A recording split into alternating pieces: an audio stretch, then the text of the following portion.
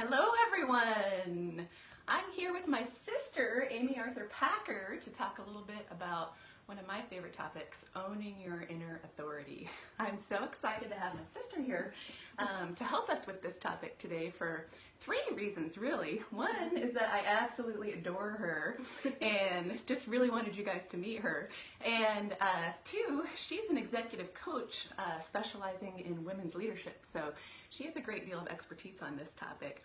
And three, in my leadership program, we talk a lot about how our early experiences in life do a lot to shape our relationship with authority, both external and internal. And so I thought it'd be kind of fun to talk a little bit about our experience growing up and where we feel like we get our authority, or maybe some places where we can't find it as we grow into adults and start to really step into our power. So thanks for being here, Aim. Yes, thank you for having me. This is fun.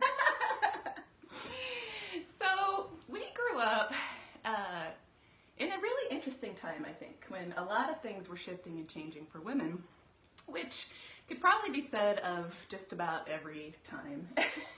But with our grandparents being born at the end of the Victorian era, our parents being raised in the 50s, and then us being born in the early 70s, I just think a lot about how our parents saw us as little girls and how, envisioning the future that we would grow into and the possibilities that would be available to us was probably almost impossible because so much was changing for women at that time.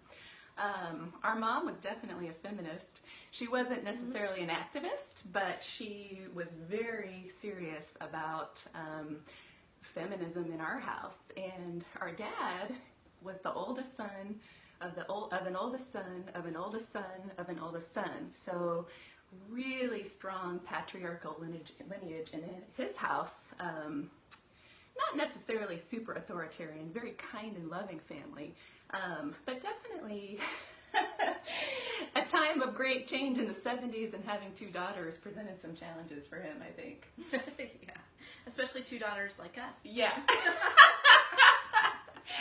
So his favorite thing to say about raising us, well, one of them is that when he was growing up, no meant no.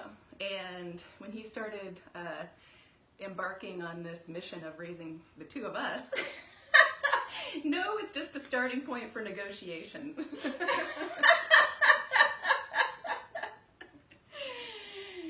So it seems like in some ways, I feel like we were born with a pretty strong sense of inner authority. Yes, I would say so. Yeah, so we showed up large and in charge, and we wanted things to be our way.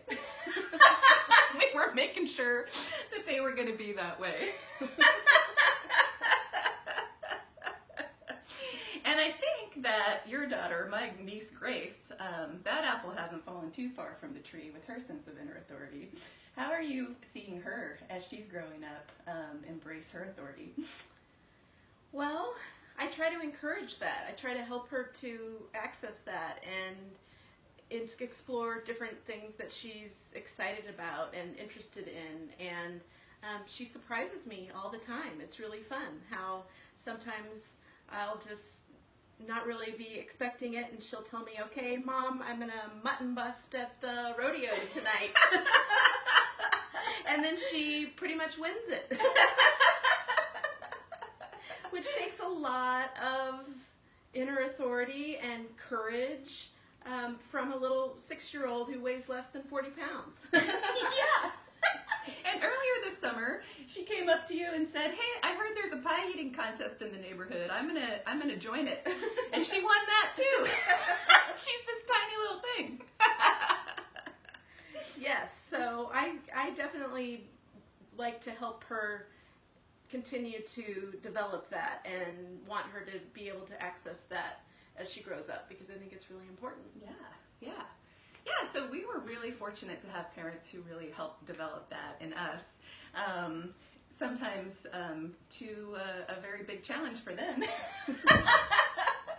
But I feel like it got more complicated as you start growing up, you start to, receive messages and doubt yourself a little bit more as you're having experiences in the world. And, I feel like I have pretty strong inner authority in many areas of my life. Like, as far as my relationships, I show up like a boss. I'm like, here's how I need it to be. If it's not that way, we're going to talk about it and we're going to change it and all of that. But in my career, you know, I feel like I have to have a PhD and 25 years of experience before I feel qualified to teach something sometimes. And so I think as women that happens a lot, that we don't own our expertise and we don't step out and share what we, you know, have to offer with the world. My business partner at the yoga studio a couple years ago asked me to teach with her, and she is an amazing psychologist. She's been studying human consciousness for like 30 years, and I was like, me? What? Are you talking to me? Like, why do you want me to teach this with you? And she said, you know, because you're living it.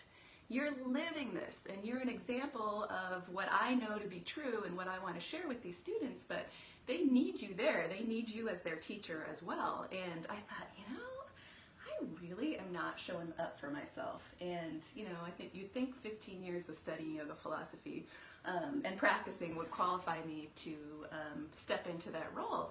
But I hesitated, so it kind of gave me a clue that I have some work to do in that area.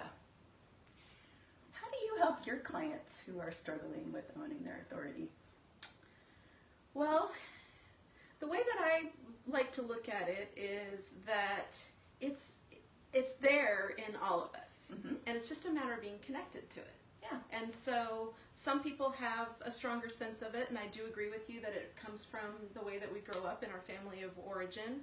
And then other people have to work a little bit harder to develop that for themselves if that's something that they want. And being a leader and being a female requires a lot of inner authority in this world right now. So I think it's about learning to connect into it and being able to get quiet and have that quiet time built into your day where you're able to really tap into your own self and your inner wisdom and guidance, and then be able to come at the day and at the world from a really grounded place. And so that's a lot of times where I start with people, is just helping them to get quiet and tap into it. Yeah, yeah.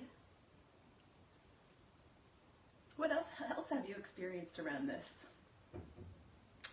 Well, for myself, same thing. I think that a lot of times we do get into that space as women where we feel like, oh, well, I have to have a PhD in this in order to teach about it. And sometimes the best teachers are the ones who are living it. And so being willing to step out there and be vulnerable sometimes, even when you don't feel like it. I think one of my mentors talks about the difference between confidence and courage.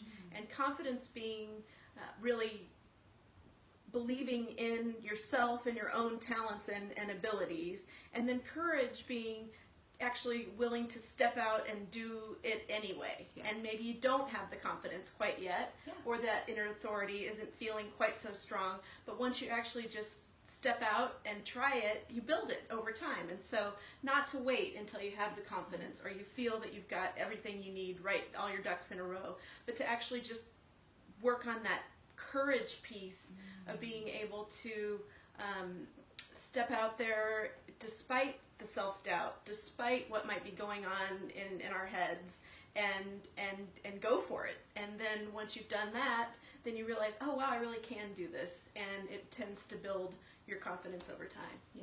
Yeah, that's been such a powerful message for me, that courage is doing it anyway, not waiting until you feel ready. And, you know, you just live into it. And on that edge of growth is where the fear comes in and where the risk is, and also where the most amazing things happen. And so I'm so excited to get to work with all of you to continue developing inner authority, to explore this topic, and to experiment together, to share our successes, to share our challenges, and really step into who we're meant to be in this world. Thank you so much, Amy, for being here. I'm so excited that we get to play all day, and glad that we got to make this little video. Yeah, we're headed out on the lake today. It's Yeah. a Saturday morning and a beautiful summer day. So looking forward to spending some family time. Yeah, see you next time. Okay.